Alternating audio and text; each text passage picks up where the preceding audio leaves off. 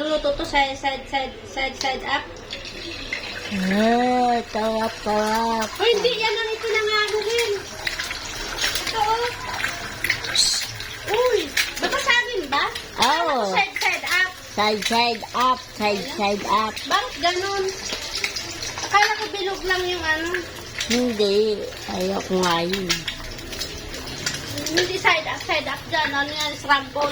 Hindi yan scramble. Yung may puti-puti pa nga rin. Tapos ibaliktad mo. Lutuin yung ano. Ang tawag dito? Sunny side up nga. Hindi. Sunny side up. Sari up kasi hindi nababasag yung dilaw.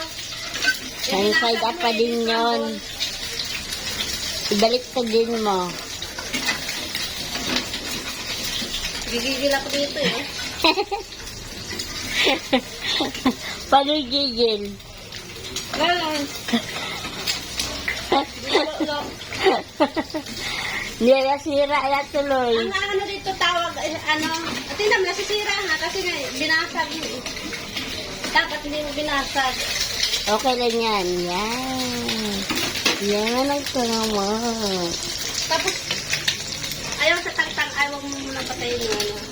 May gagawin pa ako.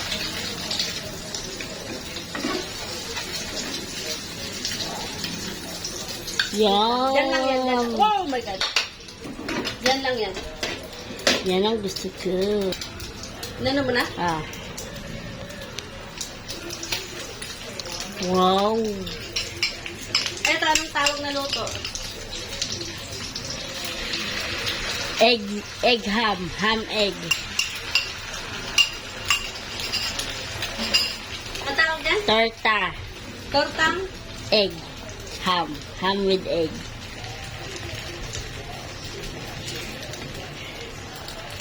Huwag mong alisin yan. Makita na naman yan. Egg. Yan, egg. Kahapon eh. Yan mo to. Nakita niya lang kahapon yung egg sa plato ko eh. Yan. Ito. Wow. Talap. Talap pa. Sabi mo, matigas yung ham. Ilagay natin para lumambot. Matigas nga talaga eh.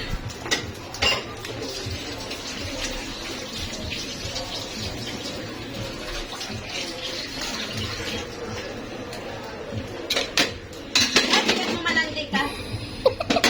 Anong malandi? Anong malandi? Malandi siya. Malandi siyang dinuguan. Sabi mo, ang tigas ng ham. Hindi makain.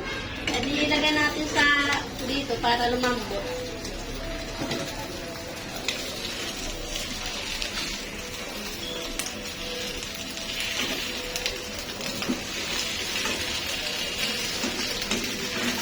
Alam ko saan ko natutunan to? Sa YouTube. Hindi, samba-samba. Alam mo.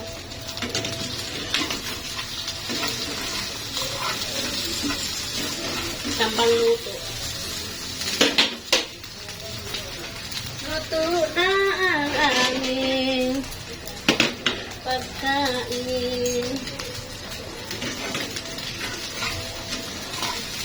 Ready to serve.